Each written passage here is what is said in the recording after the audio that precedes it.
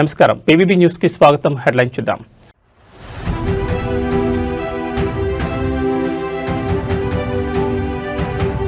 CM చంద్రబాబుతో deputy CM Pawan Kalyan భేటీ, తాజా రాజకీయ పరిణామాలు, ఇతర అంశాలపై చర్చ.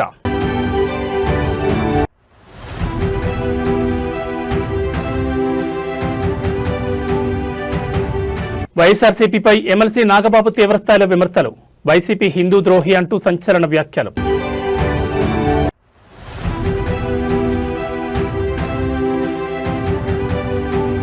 పార్టీ ఫిరాయింపుల కేసులో కీలక పరిణామం, ఎమ్మెల్యే సంజయ్ అనర్హత పిటిషన్ కొట్టేసిన స్పీకర్.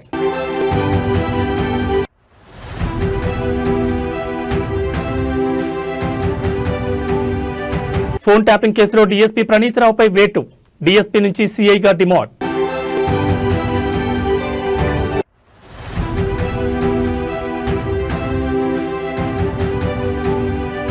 పసిడి ప్రియులకు ఊహించని షాక్, ఊహకందని రీతిలో పెరిగిన గోల్డ్ సిల్వర్ రేట్లు. ఇక డీటెయిల్స్ చూస్తే ఏపీ రాజకీయాల్లో మరో కీలక పరిణామం చోటు చేసుకుంది. సీఎం నారా చంద్రబాబు నాయుడుతో డిప్యూటీ సీఎం పవన్ కళ్యాణ్ ఇవాళ ఉదయం భేటీ అయ్యారు. ఉండవల్లిలోని ముఖ్యమంత్రి నివాసంలో జరిగిన ఈ సమావేశం రాష్ట్ర రాజకీయాల్లో ప్రాధాన్యం సంతరించుకుంది. సుమారు గంటన్నర పాటు సాగిన ఈ చర్చల్లో రాష్ట్రంలోని తాజా పరిస్థితులు, పరిపాలనాపరమైన నిర్ణయాలు మరియు త్వరలో జరగనున్న రాజ్యసభ ఎన్నికల వ్యూహాలపై ఇరువురు నేతలు సుదీర్ఘంగా చర్చించారు. ఈ సమావేశంలో ప్రధానంగా త్వరలో ఖాళీ కానున్న 4 రాజ్యసభ స్థానాల భర్తీపై చర్చ జరిగినట్టు తెలుస్తోంది. 2026లో ఏపీ నుంచి 4 రాజ్యసభ సభ్యులు పదవి విరమణ చేయనున్న నేపథ్యంలో ఆ స్థానాలను కూటమి పార్టీల మధ్య ఎలా పంచుకోవాలనే అంశంపై ప్రాథమిక అవగాహనకు వచ్చినట్లు సమాచారం. ప్రస్తుత బలాబలాల ప్రకారం ఈ 4 స్థానాలు కూటమికి దక్కే అవకాశం ఉండడంతో టీడీపీకి 2, జనసేన, బీజేపీలకు ఒక్కో స్థానం కేటాయించే దిశగా కసరత్తు జరుగుతోంది. జనసేన తరపున ఎవరిని బరిలోకి దింపాలనే విషయంలో పవన్ కళ్యాణ్ తన అభిప్రాయాలను సీఎంకి వివరించారు. గత కొన్ని రోజులుగా రాష్ట్ర వ్యాప్తంగా సంచలనం సృష్టిస్తున్న తిరుమల లడ్డూ కల్తీ నెయ్యి అంశంపై కూడా ఈ భేటీలో ప్రధాన చర్చ జరిగింది. మంగళవారం జరిగిన కేబినెట్ సమావేశంలో తీసుకున్న నిర్ణయాలను అనుసరించి ఈ వివాదంపై నియమించే కొత్త విచారణ కమిషన్ విధి విధానాల గురించి వారు మాట్లాడుకున్నారు. కేవలం టీడీపీ కాకుండా కూటమిలోని 3 పార్టీలు కలిసి ఉమ్మడి కార్యాచరణతో ముందుకు వెళ్లాలని నిర్ణయించారు. తద్వారా గత ప్రభుత్వంలో జరిగిన అవకతవకలను ప్రజల్లోకి బలంగా తీసుకెళ్లాలని వ్యూహరచన చేశారు. ఈ క్రమంలో అందుకు సంబంధించిన సాధ్యాసాధ్యాలపై నాయకులు చర్చించారని తెలియవస్తోంది.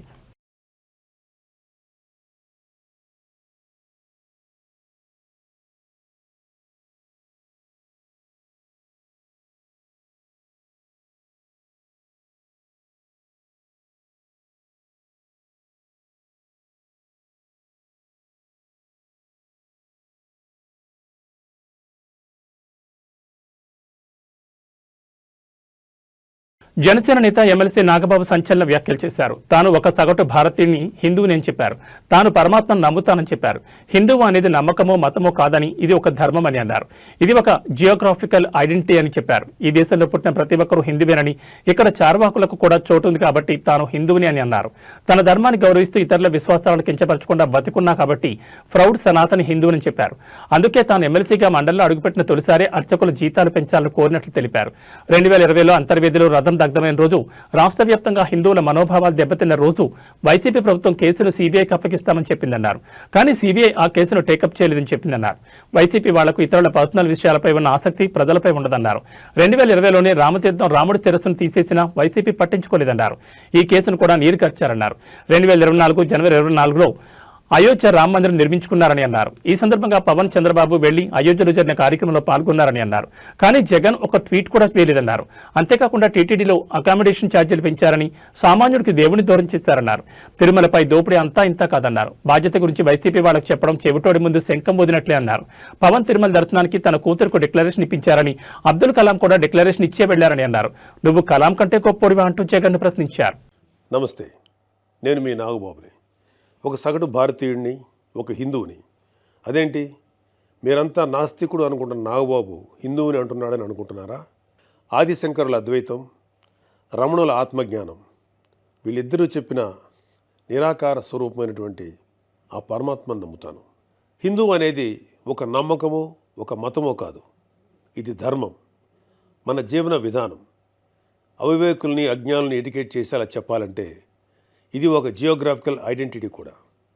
ఆసేతు హిమాచలం నుంచి హిందూ మహాసాగరం వరకు ఈ పుణ్యభూమిలో పుట్టిన ప్రతి ఒక్కడూ హిందువే. ఈ దేశంలో, ఈ ధర్మంలో చార్వాకులు కూడా చోటుంది కాబట్టి నేను నికార్సైన హిందువుని. నా ధర్మాన్ని గౌరవిస్తూ ఇతరుల్ని కించపరచకుండా బతుకుతున్న ఒక ప్రౌడ్ సనాతన హిందూని. అందుకే నాకు ఎమ్మెల్సీగా కౌన్సిల్లో మాట్లాడే అవకాశం రాగానే హిందూ మతం కోసం పాటుపడే అర్చకుల చాలీ చాలని జీతబత్యాల గురించి మాట్లాడాను. మరి వైసీపీ నాయకుల సంగతి ఏంటంటారు? రండి చూద్దాం.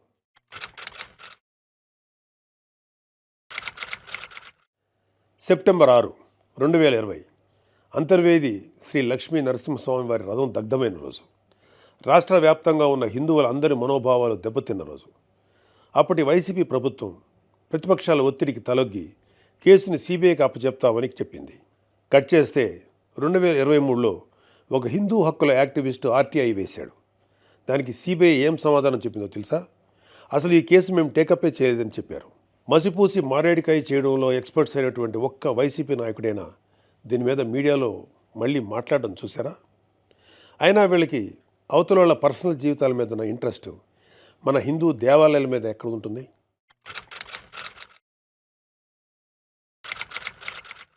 డిసెంబరు 2020 రామతీర్థం రాముడు మనకు ఒక దైవం.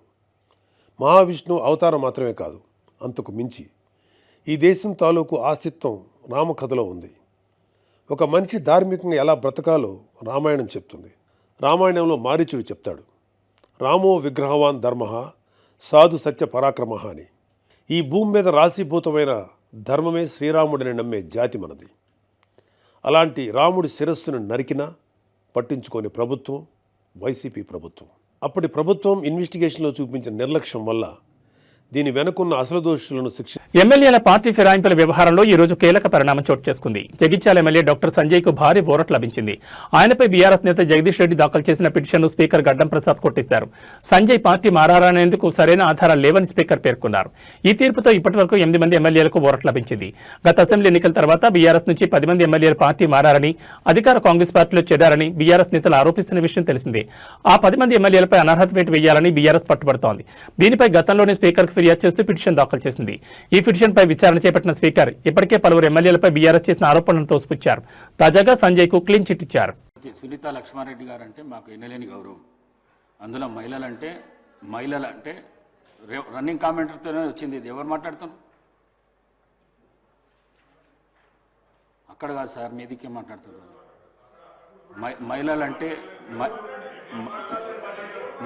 మహిళలంటే ఎన్నలేని గౌరవం నాకు 8 మంది సిస్టర్స్ ఉన్నారు. నేను మహిళలను చాలా ఎక్కువ గౌరవిస్తాను. నేను ఈ సీటు మీద ఉండి నేను మిమ్మల్ని అనుకోవడం మాత్రం చాలా పొరపాటు. అది మీరు మాట్లాడేటప్పుడు రన్నింగ్ కామెంటరీ ఇక్కడి నుంచి అక్కడి నుంచి వస్తున్నది. వారు మాట్లాడేది వినబడతలేదు, నాకే వినబడతలేదు, మీకు వినబడుతుందా అని చెప్పిన. మిమ్మల్ని ఉద్దేశించి వినబుద్ధి అయితే లేదు నా మాట్లాడింది అని చెప్పినా కానీ వారిని ఉద్దేశించి చెప్పింది కాదు. నేను మీరు తప్పుగా భావించిండొచ్చు. మీ మనసు కష్టపడితే విడ్రా చేసుకుంటారు. గెలుపు ఓటములు అనేటి సహజం. వివేకానందులు ఏం చెప్తారు? ఎవరైతే ధైర్యంగా ఉంటారో వాళ్ళని విజయం వరిస్తారు. ఒక్కసారి అధైర్యపడ్డారంటే వాళ్ళు ఏ పనిలో కూడా ముందరికి పోదని చెప్పి వారి సూక్తులలో ఒక సూక్తి మనకు అబ్దుల్ కలాం గారు చెప్పేవారు, awake kind stop not till you reach the goal అని చెప్పి. మీరు కూడా పిల్లలు ఒక లక్ష్యాన్ని పెట్టుకుని ముందరికెళ్ళాలి. ఎవరమైనా కానీ ఒక లక్ష్యం లేకుండా ముందరికెళ్తే గ్యారెంటీగా మనం ఫెయిల్ అవుతాం. ఏది చేసినా మనం సాధించవచ్చు, సాధించకపోవచ్చు, కానీ లక్ష్యం అనేది ముందర పెట్టుకోవాలి. చదువుకుంటున్నప్పుడు మంచి మార్కులతో పాస్ కావాలని చెప్పి పెట్టుకోవాలి. ఓకే, మార్క్ తక్కువ వస్తుంది, ఎక్కువ వస్తుంది, రోజు ఫెయిల్ అవుతాం, అదైనా పడద్దు.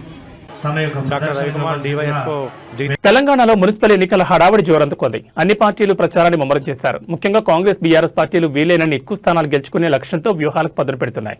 ఈ తరుణంలో బీజేపీ కీలక ప్రకటన చేసింది. బీజేపీకి జనసేన అధినేత AP deputy CM Pawan Kalyan మద్దతు ప్రకటించారని తెలంగాణ బీజేపీ అధ్యక్షుడు రామచంద్రరావు ప్రకటించారు. పవన్ కళ్యాణ్తో తాను కేంద్ర మంత్రి కిషన్ రెడ్డి సమావేశమైనట్లు రామచంద్రరావు ఎక్స్ వేదికగా తెలిపారు. తెలంగాణ మున్సిపల్ ఎన్నికలతో పాటు పలు కీలక అంశాలపై తమ మధ్య చర్చ జరిగిందని వెల్లడించారు. మున్సిపల్ ఎన్నికల్లో బీజేపీకి పవన్ పూర్తి మద్దతు ప్రకటించారని, బీజేపీ తరపున ప్రచారం చేయడానికి అంగీకరించారని పేర్కొన్నారు. పవన్ మద్దతు తెలంగాణ బీజేపీకి తిరుగులేని బలాన్ని, వేగాన్ని ఇస్తుందన్నారు.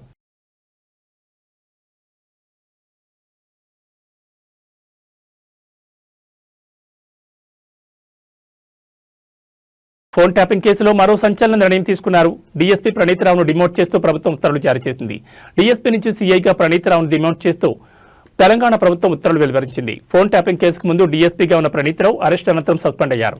2007 బ్యాచ్కి చెందిన ప్రణీతరావుకు గతంలో కల్పించిన యాక్సిలరేటెడ్ పదోన్నతి రద్దయినట్లయింది. ఇకపై ఆయన ఇన్స్పెక్టర్గానే కొనసాగనున్నారు. గత ప్రభుత్వ హయాంలో ఎస్ఐబి డీఎస్పీగా పనిచేసిన దుగ్గ్యాల ప్రణీతరావు కిందట సస్పెండ్ అయ్యారు. కేసీఆర్ ప్రభుత్వ హయాంలో రాజకీయ నాయకులు ప్రజాప్రతినిధుల ఫోన్ ట్యాప్ చేసినట్లు ఆయనపై పెద్ద ఎత్తున ఆరోపణలు వచ్చాయి. కాంగ్రెస్ ప్రభుత్వం అధికారంలోకి వచ్చిన తర్వాత ఆయన వ్యవహార శైలిపై విచారణ చేయించారు. విచారణలో అది నిజమని తేలడంతో ప్రభుత్వం సస్పెండ్ చేసింది. 2023 నవంబర్ 15న ఒకే రోజు 650 ఫోన్లు ట్యాపింగ్ అయ్యాయని, మావోయిస్టుల నేతలతో వీరికి సంబంధాలున్నాయంటూ రాజకీయ నేతల నెంబర్లను పంపించి రివ్యూ కమిటీ ద్వారా గ్రీన్ సిగ్నల్ వచ్చిన తర్వాతే ఫోన్లు ట్యాపింగ్ చేసినట్లు సిట్ గుర్తించింది. ఈ క్రమంలో వాటికి సంబంధించిన ప్రభాకర్రావును కూడా దాదాపు 3 సార్లు విచారించారు. తాజాగా ప్రభాకర్రావు డీఎస్పీ నుంచి సీఐగా డిమోట్ చేయడం సంచలనంగా మారింది. లోక్సభలో 8 మంది కాంగ్రెస్ ఎంపీల సస్పెన్షన్పై భువనగిరి ఎంపీ చామల కిరణ్ కుమార్ రెడ్డి ఆగ్రహం వ్యక్తం చేశారు. పార్లమెంట్లో వాస్తవాలు బయటకు రాకుండా బీజేపీ అడ్డుకుంటోందని, రాహుల్ గాంధీ మాట్లాడుతుంటే మైక్ కట్ చేసి ప్రతిపక్షాల గొంతు నొక్కే ప్రయత్నం చేస్తున్నారని విమర్శించారు. నిషికాంత్ దూబే, అనురాగ్ ఠాకూర్ వంటి వారు కావాలనే సభను అడ్డుకుంటున్నారని ఆరోపించారు. ప్రజా సమస్యలపై చర్చించే ఉద్దేశం కేంద్రానికి లేదని మండిపడ్డారు. నిన్న 8 మంది ఎంపీలను, అంటే నాతో పాటు 7 ఎంపీలను పార్లమెంట్ నుంచి సస్పెండ్ చేయడం జరిగింది. కేవలం రాహుల్ గాంధీ గారికి అవకాశం ఇవ్వలేదని, రాహుల్ గాంధీ గారు వాస్తవాలు మాట్లాడుతుంటే వాస్తవాలు మాట్లాడనీయకుండా కొంతమంది సభ్యులు అనురాగ్ ఠాకూర్, నిషికాంత్ దూబే లాంటి వాళ్ళు డిస్టర్బ్ చేయడమే కాకుండా తర్వాత స్పీకర్ రాహుల్ గాంధీ గారి మైకును తీసుకెళ్లి వేరే సభ్యునికి మాట్లాడే అవకాశం ఇచ్చినప్పుడు మేము స్పీకర్ దగ్గర పోయినప్పుడు మమ్మల్ని సస్పెండ్ చేశారు. ఒకటి ఈరోజు మీరు చూసినట్టయితే మేమందరం కూడా ఇక్కడ ధర్నా చేస్తున్నాం. ఎందుకంటే 8 మంది ఎంపీలను కేవలం నోరు నొక్కే ప్రయత్నమే కాదు, కొంతమంది ఎంపీలను ఇప్పుడు కూడా హౌస్ అడ్జర్న్ చేసిర్రు. వీళ్ళు హౌస్ నడపాలని కాదు, ఎప్పుడైనా ప్రజల సమస్యల మీద మాట్లాడేటప్పుడు ప్రజా సమస్యల మీదనే కాకుండా దేశంలో జరుగుతున్నటువంటి విషయాల మీద, సామాన్యులకు నష్టం జరిగే విషయాల మీద మాట్లాడే ప్రయత్నం చేస్తే మమ్మల్ని మాట్లాడనీయక గొంతు నొక్కే ప్రయత్నం చేస్తున్నారు. గొంతు నొక్కినంత మాత్రాన ఏం కాదు. ఒకవేళ వాళ్ళు ఇవాళ మమ్మల్ని చట్టసభలకు ప్రజలు పంపించింది ప్రజా సమస్యల మీద మాట్లాడటానికి. ఈ దేశంలో జరుగుతున్నటువంటి ఏ లా మీదనైనా చర్చ జరగకుండా వాళ్ళు ఇష్టానుసారంగా చేస్తున్నటువంటి పద్ధతిని మేము ఎదుర్కొంటున్నాం అన్న ఉద్దేశంతో మా గొంతులు నొక్కే ప్రయత్నం చేశారు. కానీ ఈరోజు వాళ్ళు గొంతు నొక్కినంత మాత్రాన మేము ఆగే ప్రయత్నం చేయము. మేము డెఫినెట్గా మకర్దార్ దగ్గర మేము 8 మంది ఎంపీలను కూడా ఈరోజు ధర్నా చేస్తున్నాం. నేను ఒకటే చెప్తున్నా, మమ్మల్ని ప్రజలు గెలిపించి చట్టసభలకు పంపించింది ప్రజా సమస్యల మీద మాట్లాడడానికే. ప్రేక్షక పాత్ర వహించి బీజేపీ చేస్తున్నటువంటి పనులను చప్పట్లు కొట్టి వాళ్ళు చేసేదంతా కరెక్ట్ ఉందని చెప్తే తప్ప మైకులు ఇచ్చే పరిస్థితి లేదు. ఎందుకంటే ఈ విధంగా రాజకీయం చేయడం చాలా తప్పని తెలియజేస్తున్నాం. కృష్ణా జిల్లా ఉయ్యూరు మండలంలో ఘోర అగ్ని ప్రమాదం సంభవించింది. స్థానిక సర్వీస్ రోడ్లో ఉన్న ఒక పరుపుల దుకాణంలో ఒక్కసారిగా మంటలు చెలరేగడంతో భారీగా ఆస్తి నష్టం వాటిల్లిందని తెలుస్తోంది. ఉయ్యూరు మండలం గండిగుంట పరిధిలోని స్వప్న చాతుర్య ఎంటర్ప్రైజెస్ అనే పరుపుల విక్రయ కేంద్రంలో ఈ ఘటన చోటు చేసుకుంది. దుకాణం నుంచి పెద్ద ఎత్తున పొగలు, మంటలు ఎగిసిపడడంతో స్థానికులు తీవ్ర భయాందోళనకు గురయ్యారు. ప్రమాదం జరిగిన వెంటనే అప్రమత్తమైన స్థానికులు అగ్నిమాపక సిబ్బందికి సమాచారం అందించారు. ఘటనా స్థలానికి చేరుకున్న ఫైర్ సిబ్బంది స్థానికుల సహాయంతో శ్రమించి మంటలను అదుపులోకి తెచ్చారు. అయితే మంటలు వేగంగా వ్యాపించడంతో దుకాణంలో ఉన్న పరుపులు, ఫర్నిచర్తో పాటు ఫర్నిచర్ తయారీకి ఉపయోగించే సామగ్రి పూర్తిగా కాలిబూడిదైంది. ఈ ప్రమాదంలో సుమారు 3 లక్షలకు పైగా ఆస్తి నష్టం సంభవించినట్లు యజమాని ఆవేదన వ్యక్తం చేస్తున్నారు. ఈ అగ్ని ప్రమాదానికి షార్ట్ సర్క్యూట్ కారణమని అనుమానిస్తున్నారు. దుకాణంలోని విద్యుత్ వైర్లలో మంటలు చెలరేగి పరుపులకు అంటుకోవడంతో క్షణాల్లోనే మంటలు తీవ్ర రూపం దాల్చినట్టు తెలుస్తోంది. ప్రమాద సమయంలో దుకాణంలో ఎవరూ లేకపోవడంతో ప్రాణ నష్టం తప్పిందని అధికారులు భావిస్తున్నారు. పోలీసులు కేసు నమోదు చేసుకుని దర్యాప్తు చేస్తున్నారు. నిత్యం రద్దీగా ఉండే సర్వీస్ రోడ్ పక్కనే ఉన్న దుకాణంలో ఇలాంటి ప్రమాదం జరగడం ఆ ప్రాంత వాసులను కలవరానికి గురిచేస్తోంది. తయారీ సామగ్రితో పాటు విక్రయానికి సిద్ధంగా ఉన్న విలువైన ఫర్నిచర్ అంతా అగ్నికి ఆహుతి కావడంతో వ్యాపారికి తీవ్ర నష్టం వాటిల్లిందని తెలుస్తోంది. అధికారులు నష్టాన్ని అంచనా వేస్తున్నారని సమాచారం. హైదరాబాద్ నగరంలోని ఎస్ఆర్ నగర్ పరిధిలో గల సంజీవ్ రెడ్డి దాసరం బస్తీలో ఒక్కసారిగా ఉద్రిక్తత నెలకొంది. ఇక్కడ 4 ఎకరాల వివాదాస్పద స్థలంలో ఓ బిల్డర్ చేపట్టిన నిర్మాణం తమ రాకపోకలకు ఆటంకంగా మారిందని, దారిని అడ్డుకుంటోందని బస్తీవాసులు ఆందోళన దిగారు. నిరసన తెలుపుతున్న స్థానికులపై బిల్డర్ ఏర్పాటు చేసిన బౌన్సర్లు కర్కశంగా వ్యవహరించారు. బస్తీవాసులపై విచక్షణ రహితంగా రాళ్లతో దాడికి పాల్పడడంతో పలువురికి గాయాలయ్యాయి. బౌన్సర్ల దౌర్జన్యంతో స్థానికులు ఆగ్రహోద్రక్తులయ్యారు. సమాచారం అందుకున్న పోలీసులు రంగంలోకి దిగి పరిస్థితిని అదుపులోకి తెచ్చేందుకు ప్రయత్నిస్తున్నారు. ప్రస్తుతం అక్కడ భారీగా పోలీసులను మోహరించారు.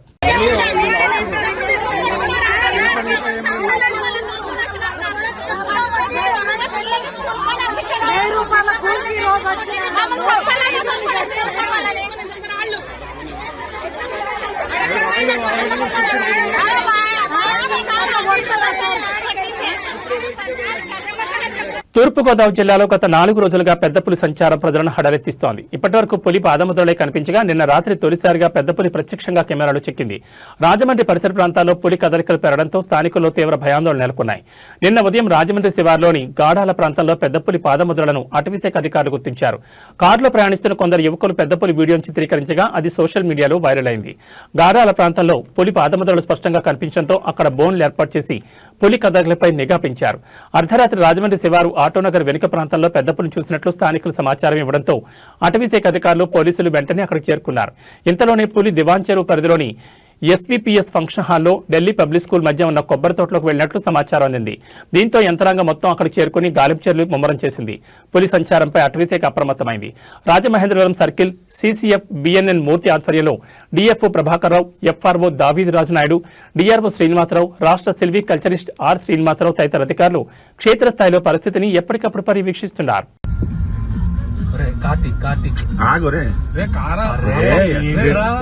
భయపెట్టేసి లోపలికి పంపించేస్తావు. ఆపోజిట్ లో వస్తున్నారు రాగు. అరే దానికి ఏం చేయాలి తెలియట్లేదు రా. లాస్ట్ ఆ సైజ్ ఏంటి రా.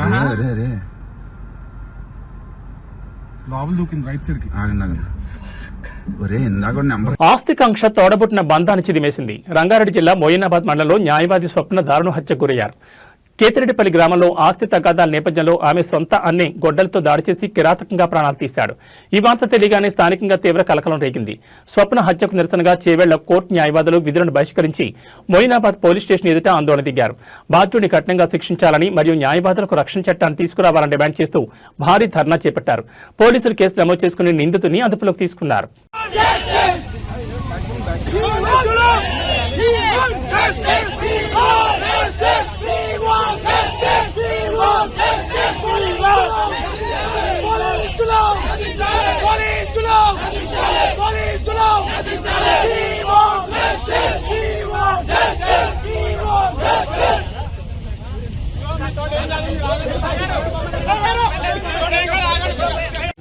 ఫోటో వచ్చింది మనకి.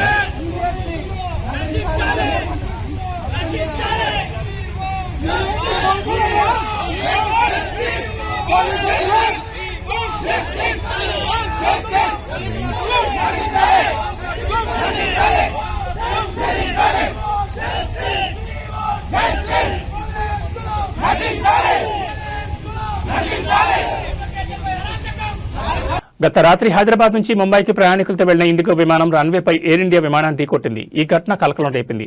అప్పటికే ఇండిగోలో ప్రయాణికులు దిగిపోవడంతో పెను ప్రమాదం తప్పిందని ఊపిరి పీల్చుకున్నారు. తాజాగా మరో ఇండిగో విమానంలో సాంకేతిక లోపం తలెత్తింది. విమానం టేకాఫ్కు ముందే పైలట్ సాంకేతిక లోపాన్ని గుర్తించి ప్రయాణికులను అలర్ట్ చేశాడు. ఫ్లైట్లో ఉన్న 71 మంది ప్రయాణికులను దించి టెక్నికల్ నిపుణులు తనిఖీలు చేస్తున్నారు. శంషాబాద్ నుంచి ఉదయం 6:45 రాయపూర్ రాయ్పూర్ వెళ్లాల్సిన విమానంలో ఈ ఘటన జరిగింది. పైలట్ ఆ లోపాన్ని గమనించకపోయి ఉంటే ఏం జరిగి ఉండేదో ఊహించడానికే భయంకరంగా ఉందని ప్రయాణికులు అంటున్నారు.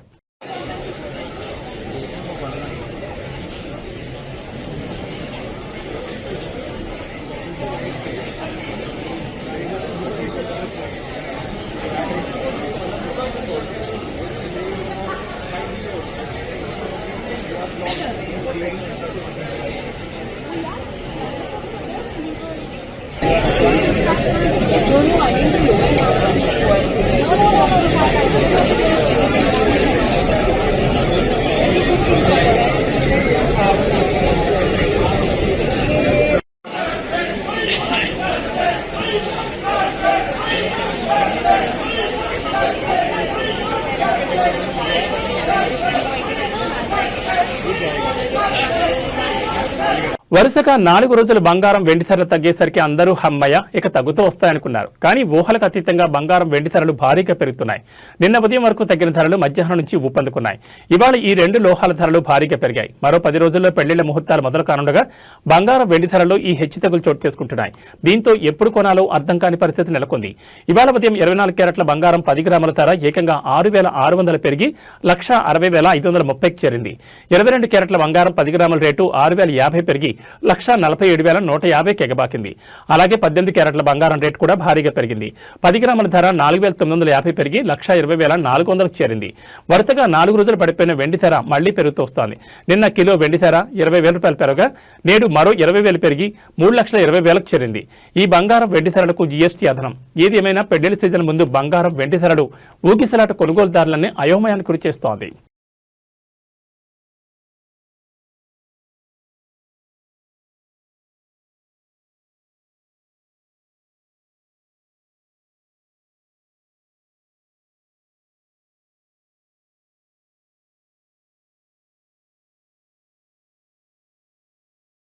ఏబీ బులెటిన్ విశేషాలు మరో బులెటిన్లో మళ్ళీ కలుసుకుందాం. నమస్కారం.